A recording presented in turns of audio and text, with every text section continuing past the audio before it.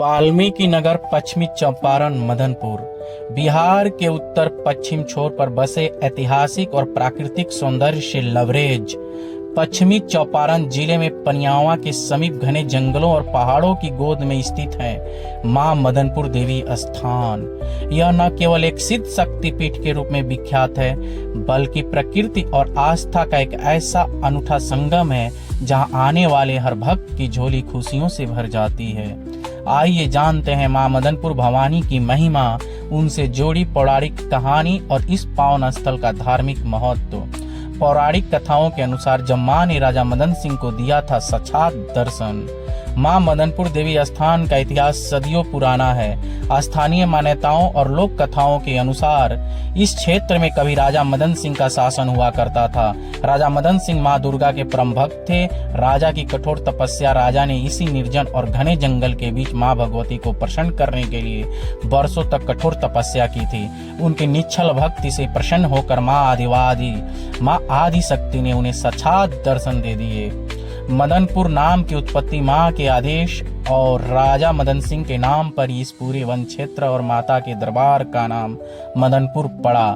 पिंडी के रूप में दर्शन। यह मां किसी मूर्ति के रूप में नहीं बल्कि एक अति प्राचीन प्राकृतिक पिंड शिला के रूप में विराजमान है।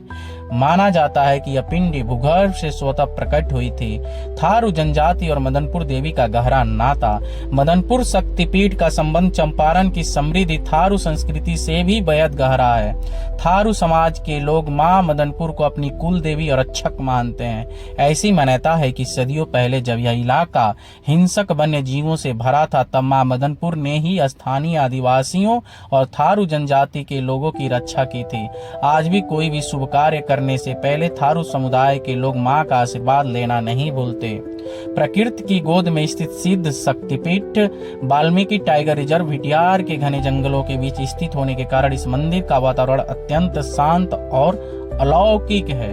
एक तरफ जहां अध्यात्म की धारा बहती है वहीं दूसरी तरफ गंडक नदी की कलकल ध्वनि और पक्षियों का करवल भक्तों को एक अलग ही मानसिक शांति का एहसास कराता है।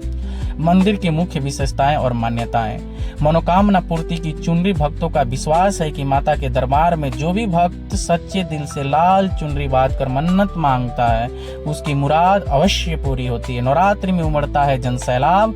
वैसे तो यहाँ साल भर भक्तों का तांता लगा रहता है लेकिन शारदीय और चैत्र नवरात्रि के दौरान यहाँ की रौनक देखते ही बनती है। बिहार ही नहीं बल्कि पड़ोसी देश नेपाल और उत्तर प्रदेश से भी लाखों की संख्या में श्रद्धालु माता के दर्शन करने के लिए यहाँ पहुँचते हैं। कैसे पहुँचे माँ के दरबार? पनियावा उत्तर प्रदेश और बिहार की सीमा के नजदीक के पास से स्थित होने के कारण यहाँ पहुँचना बेहद आसान है। सड़क मार्ग।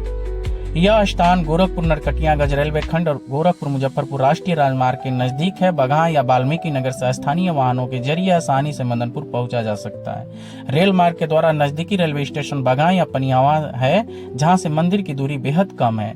यदि आप भी भागदौड़ भरी जिंदगी से दूर प्रकृति के बीच अध्यात्म और शांति का अनुभव करना चाहते हैं तो बिहार के पश्चिमी चौपारण में स्थित मां मदनपुर देवी स्थान का दर्शन मात्र से ही सारे कष्ट दूर हो जाते हैं और मां हर एक के जीवन में सुख समृद्धि का वास कर देती हैं। ऐसे ही हैं। जय मां मदनपुर भवानी, जय मां मदनपुर भवानी। आप देख रहे हैं नेशन वन।